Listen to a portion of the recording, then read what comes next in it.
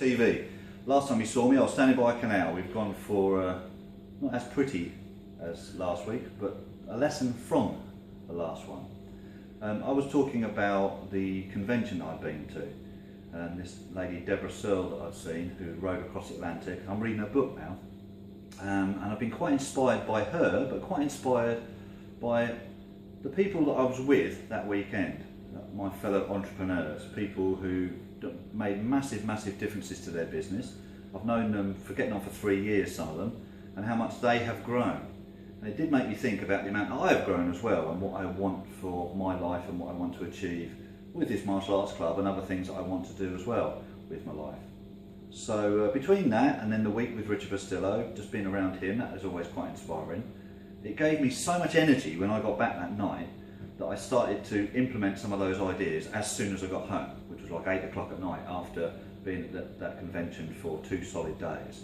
And I found that a bit like when you come away from a Tony Robbins seminar, if you've ever done one of those, you are on a different planet for a few days. You act differently, you feel differently, the energy level that you have is noticeably higher than it was before, but your focus is much more precise, and your drive is much more precise as well. You feel like you're going to move somewhere from where you were to where you want to be.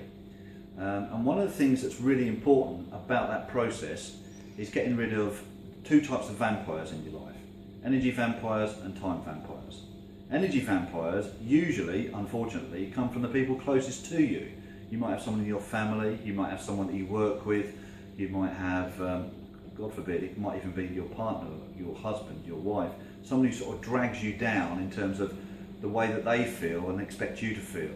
Now, obviously, well, sometimes you can, but you can't necessarily just get rid of those people, but you can treat them differently. And I found that there was someone in the periphery of my life that I have completely got rid of. I have no interest in that person at all.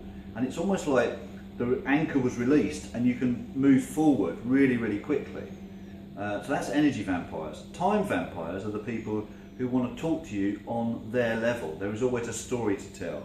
There is always something to hold you back. There is always the message that you get on Facebook, or your text messages, or the phone calls that you get that aren't helping you move towards your goal.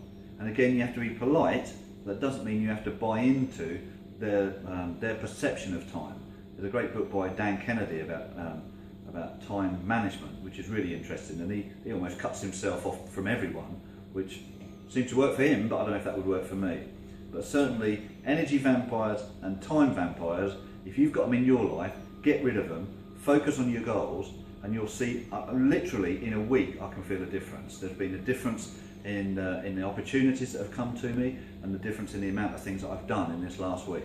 It's been a rewarding week for me, a really rewarding week. You know, both in every kind of way you can think of. So if you've got those people in your life, get rid of them. Till next UFS TV, see you again soon.